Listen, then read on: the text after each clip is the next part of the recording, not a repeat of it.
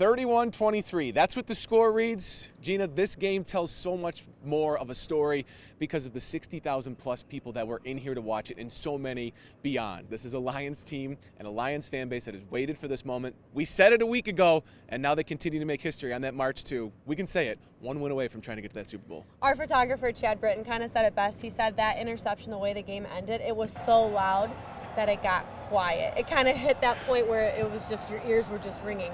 And that just proves how badly the city wanted this team to win tonight. They did it with a cast of characters. That's how they've done it the entire way. They stripped this roster down and built it back up through the draft. Jahmyr Gibbs, a rookie, just continues to ascend, breaking ankles along the way for a 31-yard touchdown run. From there, Jeanna, the Bucs are a good team, but offensively, Jared Goff got in a rhythm.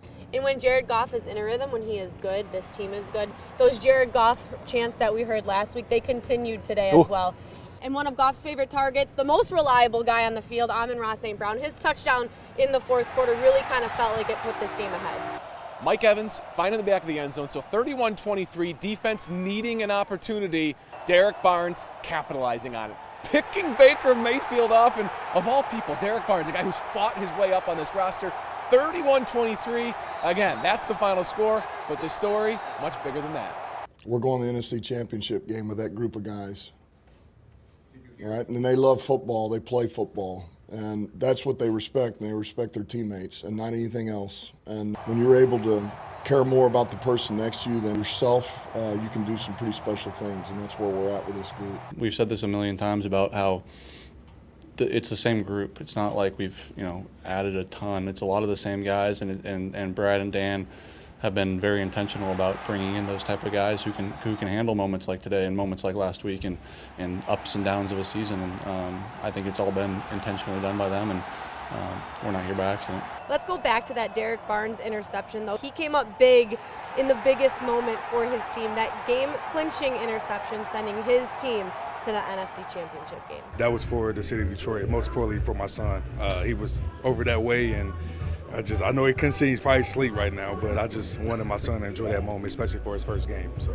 That's what I was about to ask you. You're a new dad, fresh off, and then even you mentioned just you missed some tackles, and you obviously thought about that.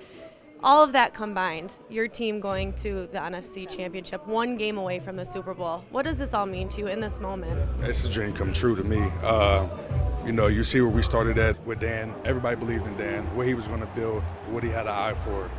He's an amazing coach, man. The guys he brought in, they all had a vision, and we did too. That's why we push ourselves each and every week, each and every day, because we know the potential that we have, and we don't accept nothing less. Family's such a big part of all of this. We've learned so many stories over the years. Season ticket holders that have had the tickets for decades, 30, 40, 50 years.